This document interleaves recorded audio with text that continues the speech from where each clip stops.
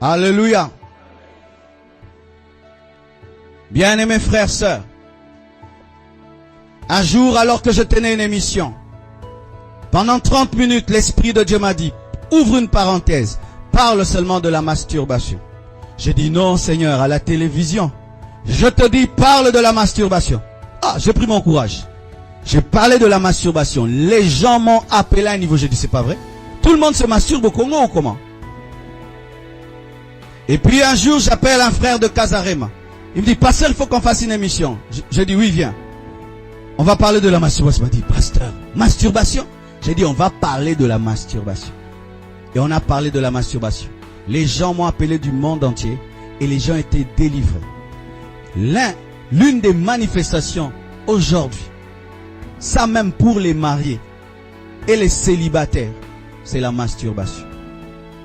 Il y a même des femmes mariées qui se masturbent parce qu'elle n'est pas satisfaite par son mari. Des hommes mariés qui se masturbent alors qu'ils sont mariés. Et il y a des célibataires qui se masturbent. Pourquoi ils disent, au lieu de le faire avec quelqu'un, je le fais avec moi-même. La Bible dit, si ta main droite est pour toi une occasion de chute, coupe-la. Et certains, ils vont se laver. Le savon finit toujours, mais il ne s'est pas lavé.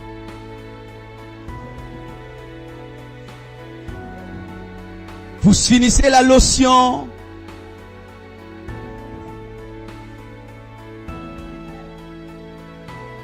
Masturbateur. Écoute ceci. La Bible dit élever des mains pures vers Dieu. Quand un masturbateur élève les mains vers Dieu, ce n'est pas pur. C'est rempli de ses sécrétions. Et aujourd'hui, il y a des psychologues qui encouragent la masturbation. Ils disent que ça permet de se détendre. Mais pourquoi alors ça me culpabilise comme ça? Si ça permettait de se détendre. Bien-aimé masturbateur, le Seigneur t'aime. Parce qu'il faut que tu entendes un tel message pour être libéré. Et pendant même que je prêche, il y a des gens qui sont libérés sans même imposition des mains. Parce que certains péchés, il faut seulement en parler pour qu'ils quittent les gens.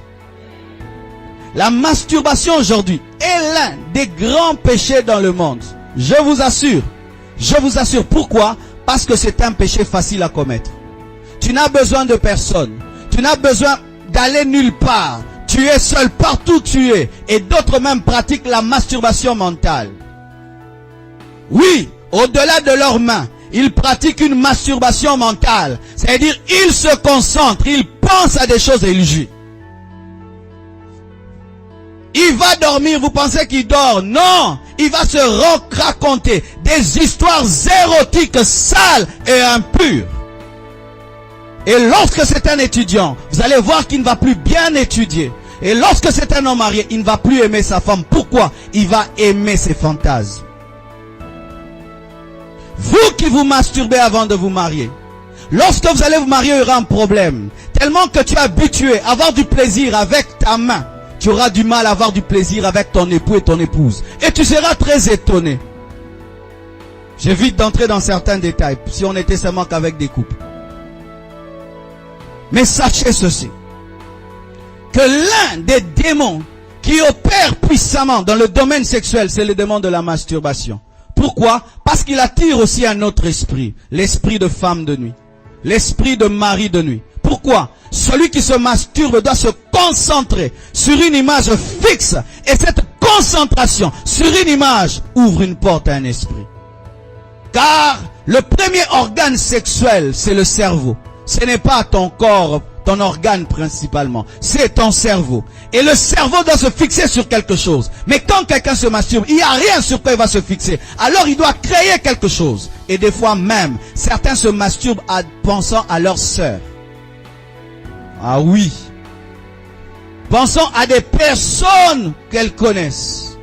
Et là maintenant tu peux te masturber, tu tombes dans l'inceste. Car il est écrit que lorsque tu regardes une femme, afin de la convoiter, tu l'as déjà fait. Maintenant quand tu te masturbes en pensant à la femme d'autrui, un, tu te masturbes, deux, tu commets l'adultère.